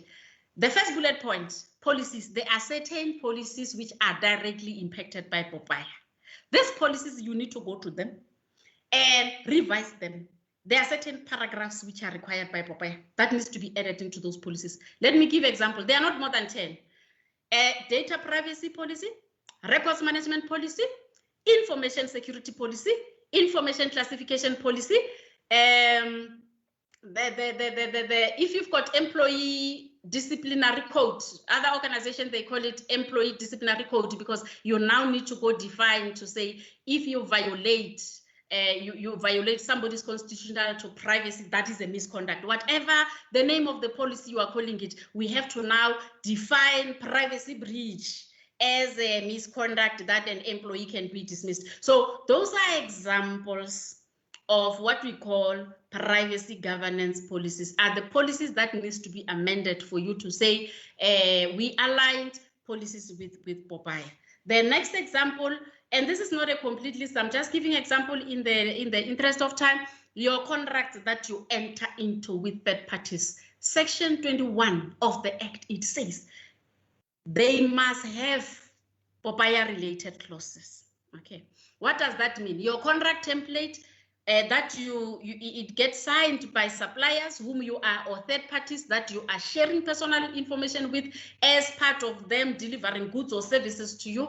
That contract needs to have POPI related clauses as required by section number 21 of the Act. So those clauses need to be drafted, and you put them in the contract template so that going forward your contracts can actually comply. But for existing contracts whereby you still have a long term, and I'll give example, Metrofile is one of the third party that organizations have a long term. If there's still 2 years, 3 years remaining, rather put this POPI related clauses in an addendum. Call the supplier, Metrofile, for renegotiation so that they can sign off as far as that is concerned, because their handling of your personal information from the 1st of July 2021, it has to be done in line with the requirements of POPI. Privacy notices, I've given an example, I'm not going to repeat. Those are declaration covering consent, purpose, third parties that must go into all your forms. So these are examples of ones of activities.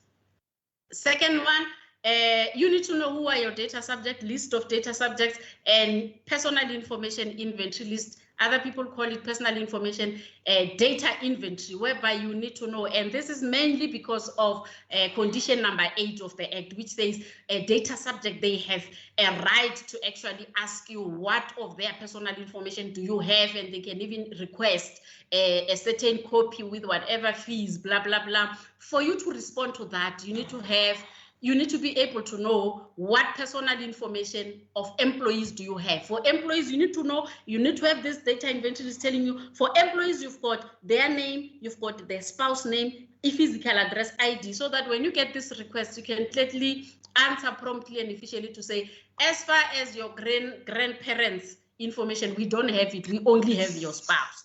So those are just examples. Now going into ongoing activities as per to-do list 10 of Dr. Peter, the ongoing.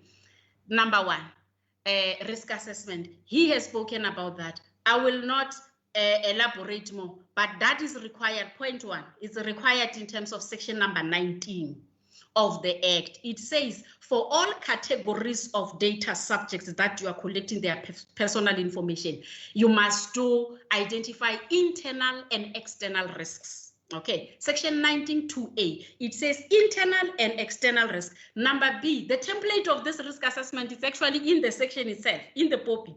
You go to 2B, it says once you identified internal and external risk, identify what safeguards or action plans you're gonna implement to mitigate that risk. Number C, implement the safeguards. Number D, it says you don't say I'm done with risk assessment and I've implemented those safeguards.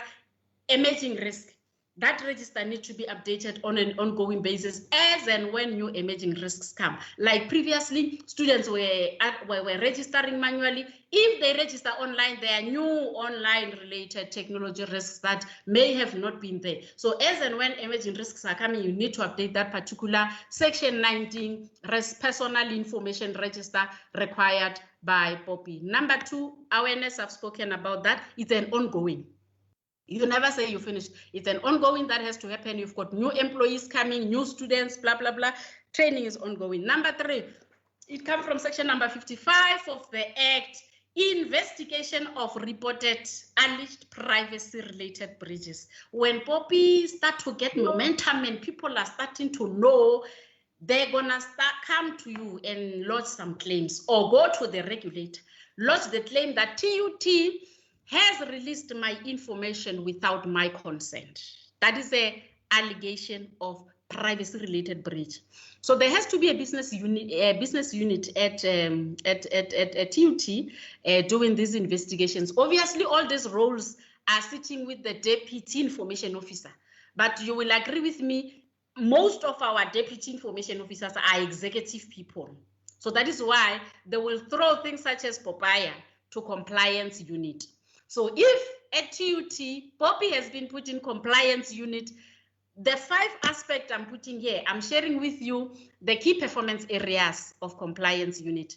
They will receive some influx of some allegations of data privacy breaches. They need to be investigated, and during the investigation process, there is an engagement that happened with the information regulator. So that is a massive exercise, because you won't be getting claims just from students. Service providers can lodge claims, employees can do, council members, any category of your data subjects can do that. Okay, so section 4, number 4 as well, it comes from section 55 of the Act. It's a key performance area of the DIO, ongoing compliance inspections. Okay, this is where our compliance office, or whichever office is responsible for POPI, they will develop a checklist from POPI, and they choose to say, for this year, we will just do compliance inspections within HR and finance and registration. Next year, we will do this, and they make sure that on a regular basis, they double check that everyone is compliant.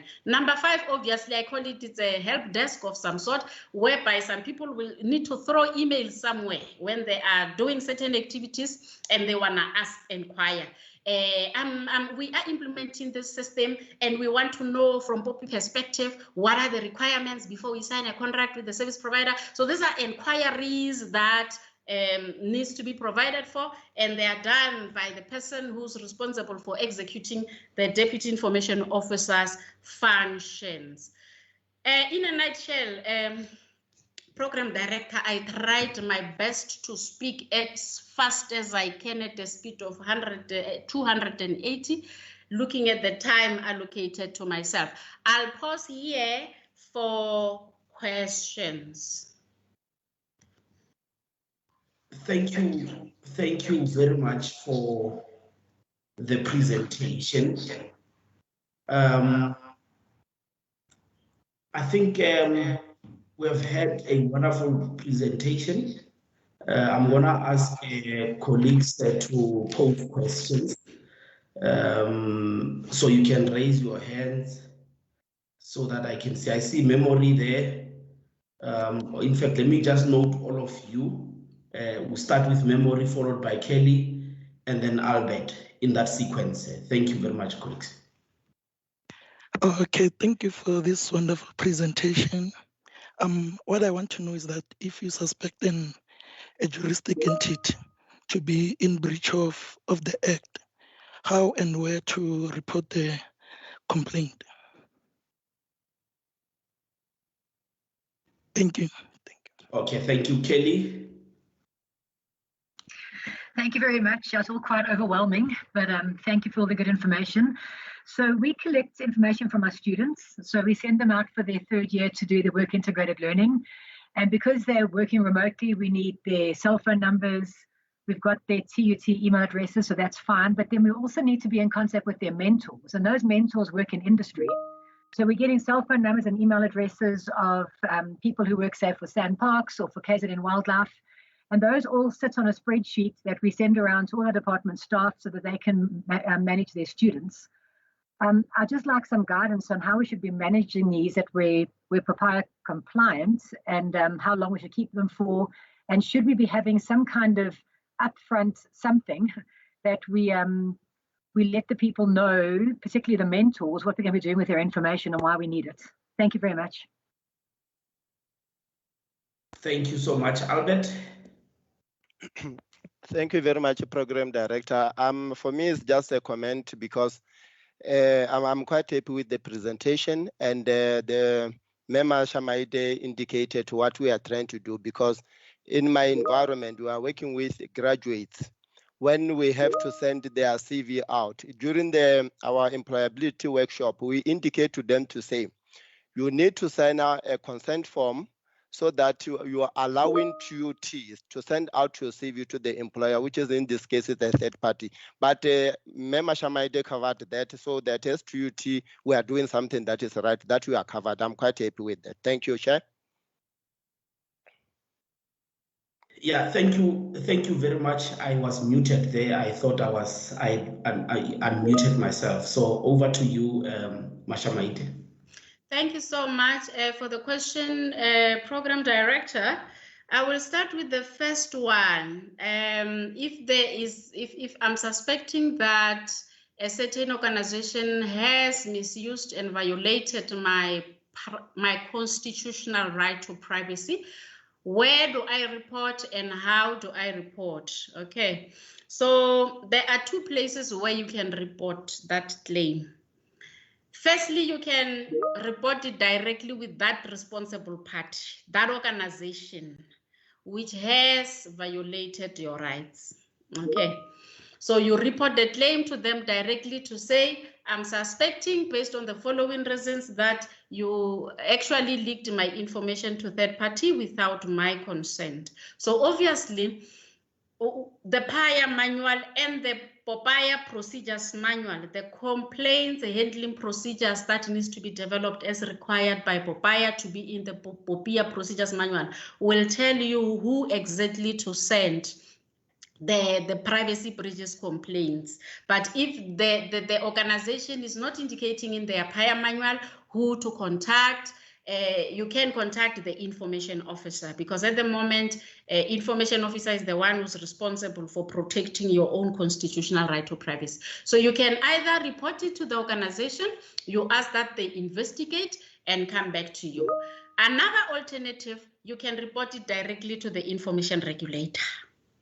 Directly to the information regulator, and information regulator will write a letter and contact the relevant responsible party to say, please investigate this matter and come back to me with the outcome, because there is a data subject who has reported you that you have misused or leaked their personal information. So that is the method which is there at the moment in terms of dealing with the claims, directly with the organization, or you can go straight to the regulator. The how part, that one, it comes from your side. You can do a letter, email, or whichever way you want to report.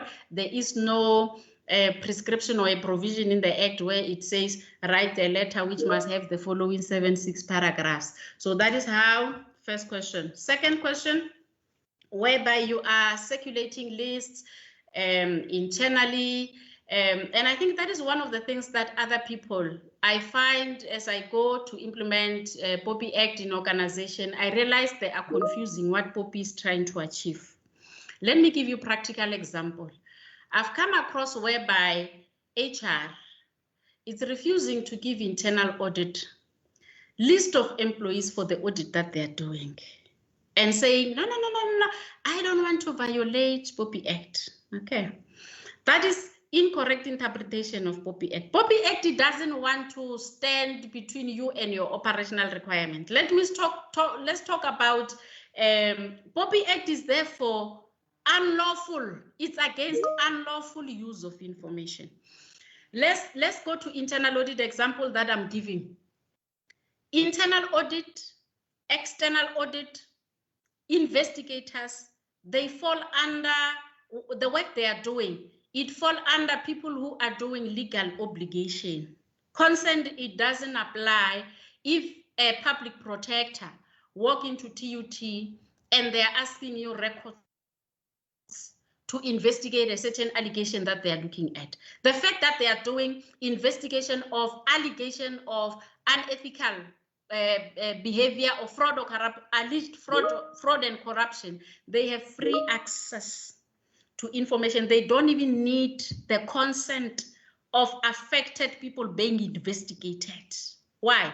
Do you think a person who's being investigated can actually give a consent? If I'm being investigated for a alleged fraud that they say I've done, there's no way I will give you the consent. It was for that reason that POPI Act says these people who are doing legal obligation type of work, consent doesn't apply. So in that case, there is no violation.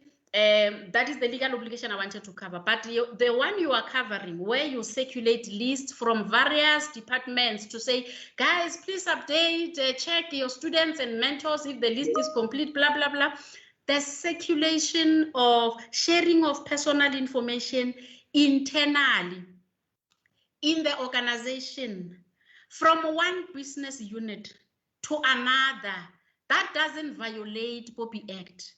And that doesn't even require you to physically first get consent from students to say, can I send SICT? Can I send your details to HR? They're asking them for this. Can I send your details for students? They want to check your student account. So the internal sharing of operations in line with TUT, executing your operational requirements.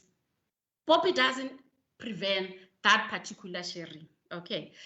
The controls that we have are right at the beginning. Remember, I said in the privacy notice, either for students or employees, we indicated that by giving us your information, we will use it for teaching and learning, research, whatever. So whatever that you are doing in circulating the list internally, you are doing one of the core objectives or operational requirement of TUT. The issues of consents don't apply. We covered ourselves by putting privacy notices at the end.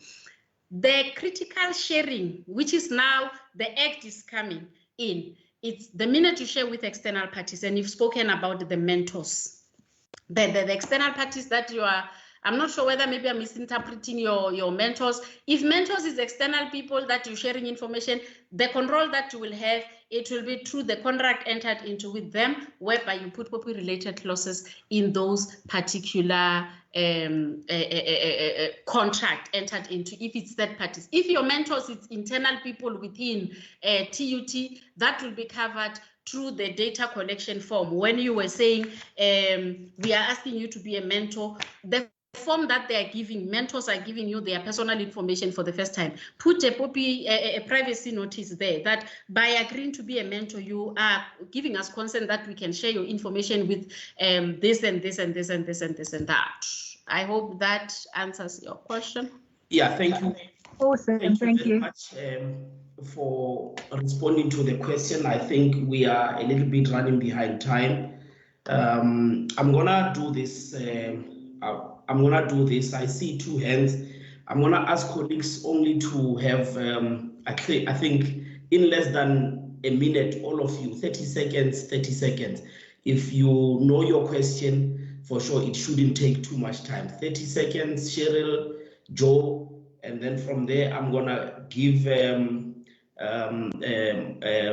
Memasha Maite to respond, but also give her last remarks. I will also give invite Peter, if he's still on, to give closing remarks as well. So yeah, over to you, Cheryl. 30 seconds starts now. Hi. Just very quickly, thank you for a very informative presentation. We are clearer now in what needs to be done, but also I just want to find out, we communicate with our students in many, many ways, not just by emailing them, as you now said, that's fine, it's for purpose, it's for work and for study purposes, but also the students have requested WhatsApp groups. And we get messages out to our students so much faster using these WhatsApp groups. Can we still proceed with those?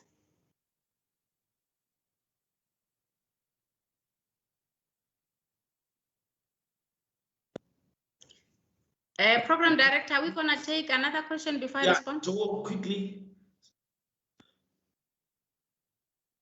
Unmute yourself. Thank you. I just want to... Am I audible now? Yes, we can hear you quickly. Yeah, I just want to check, because we, as student services, the institution enter into a contract with students, not parents. Do we still going to require consent from students for us to provide information to their parents? For instance, let's say the parent is paying the fees in the fees department and immediately wants to access student information like result immediately after paying. Will we say okay, I can pay, but you need a consent from the student in order to get the results. Over to you, Mama Shamaide. But before doing that, I think research says that South Africa has, the third highest number of cyber attacks, which collectively leads to close to, the losses of 2 billion, to a tune of 2 billion. Do you think POPI can help us deal with the problem of cyber attacks? Maybe as you respond, Peter, as well, in your last remarks, please try to respond to this as well. Thank you. Over to you, Mama Shamaide. Thank you so much. I will go to the first question that the WhatsApp groups, can you still continue communicating with students on WhatsApp groups? Will that not violate POPI? To answer it, and I want to emphasize this. This is a message that I will be happy if we can take home, all of us. POPI, it's not against, it doesn't want to be a stumbling block into efficient and effective service delivery. You have mentioned in your statement that WhatsApp groups are quicker. You actually serve students quicker. The service delivery becomes efficient. All you need to do, make them known when they register by putting it in the student's privacy notice. Because to say by signing here, you are giving us permission that we can communicate with you via WhatsApps. If a person signs that registration form, that registration form is a consent that they've given to you, that you can show it to anyone who can lodge a claim in future, that here is a consent. We did tell all applicants coming to be our students to say, to ensure effective service delivery, we are communicating with students via WhatsApp groups. So it will not violate POPI. It violates POPI if you didn't communicate it via the privacy notice in the forms that you are collecting personal information when they walk in. The second question, parents versus students. This one is a set one. If a student is above the age of 18, according to POPI, this is no longer a minor, it's a major. The person has constitutional right to privacy, meaning the parent, unfortunately, in terms of POPI, is a third party. Painful as it is, a parent cannot just walk in and ask academic record of the student and you give it. If student is above 18, you can't. But if student is below 18, obviously it means that parent is a competent person or it's a guardian in terms of the forms that they signed when they come in. But above 18 students, these are adults, and their constitutional right to privacy needs to be respected by their parents as well.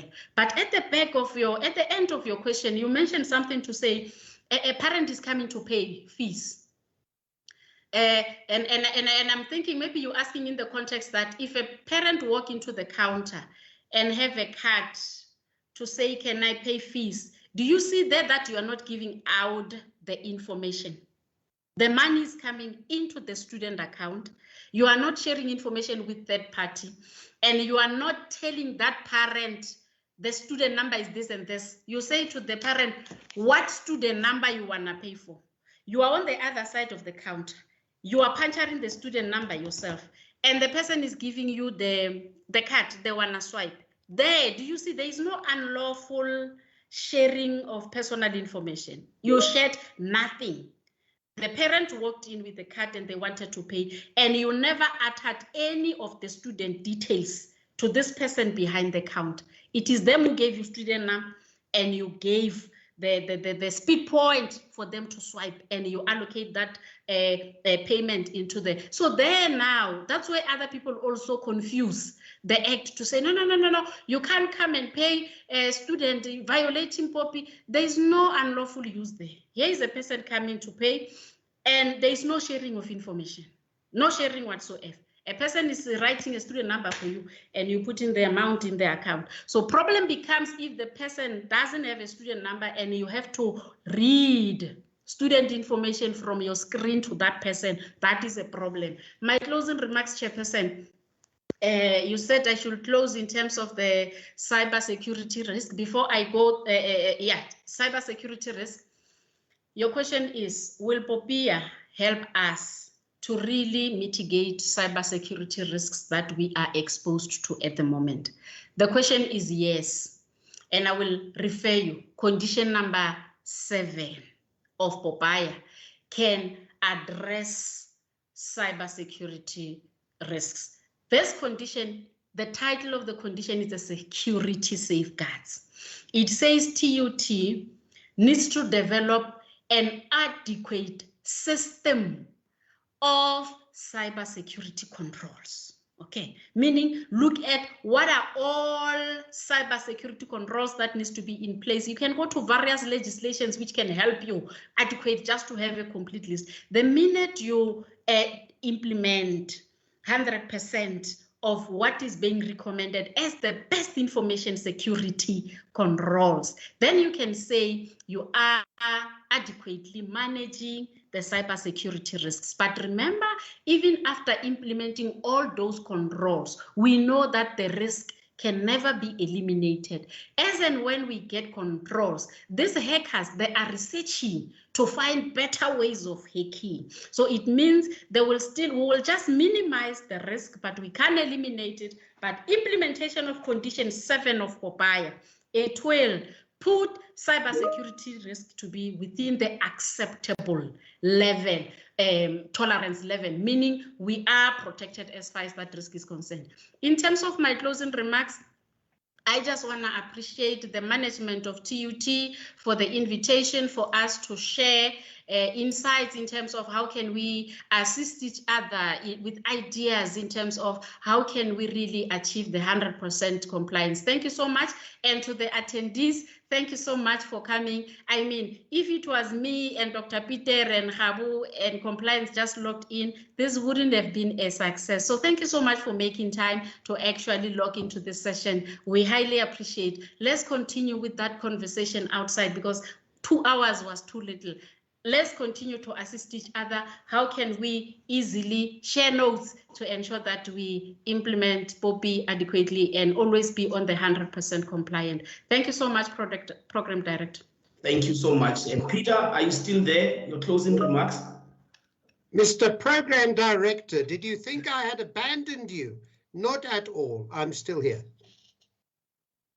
My closing remarks are likewise, as my fellow speaker has mentioned, to thank the organization TUT as a whole for having the insight to convoke this type of session.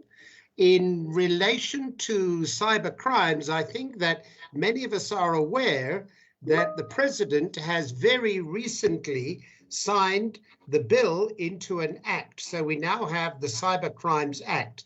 It has not yet been commenced. That was relatively recently, 26th of May, that the bill was signed into law, but we still need to see when the proclamation date, commencement date is, that's going to be published in the Gazette.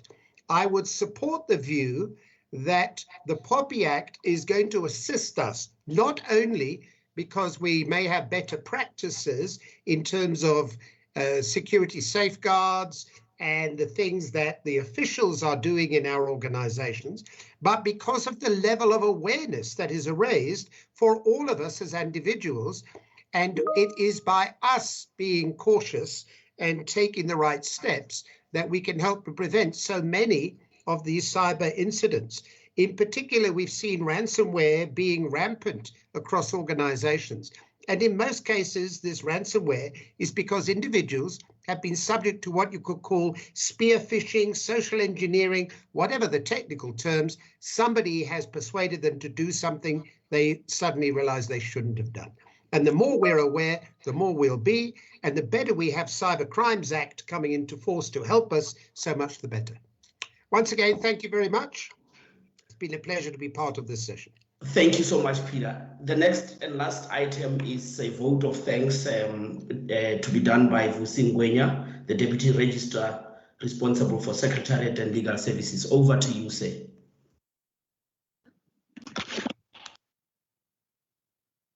Thank you, Program Director.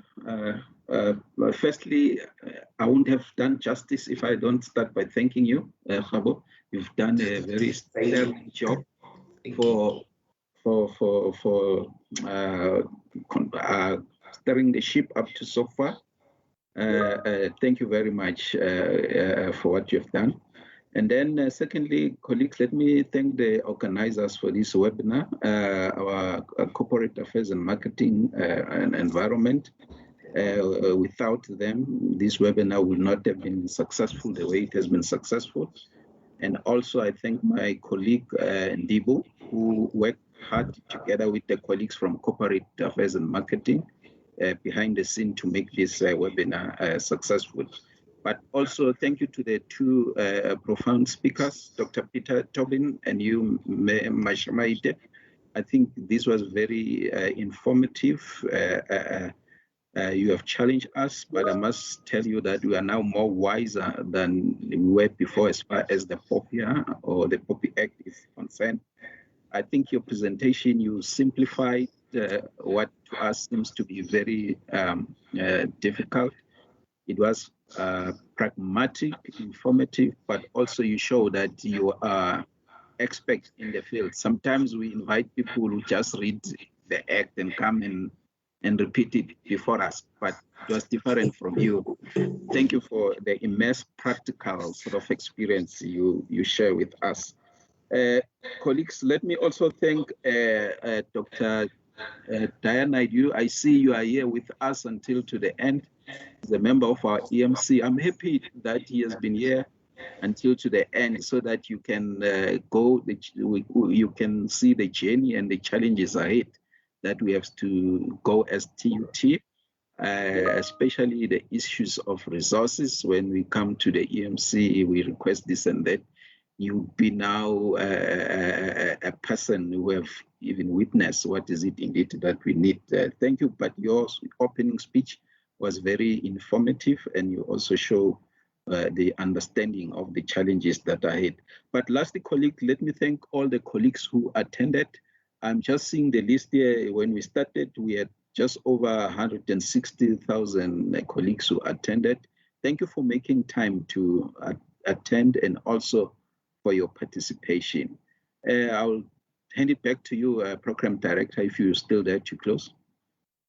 Yeah, thank you very much. Thank you very much. And thanks to everyone who has made it possible. From myself, I say thank you. Have a lovely weekend. Thank you very much.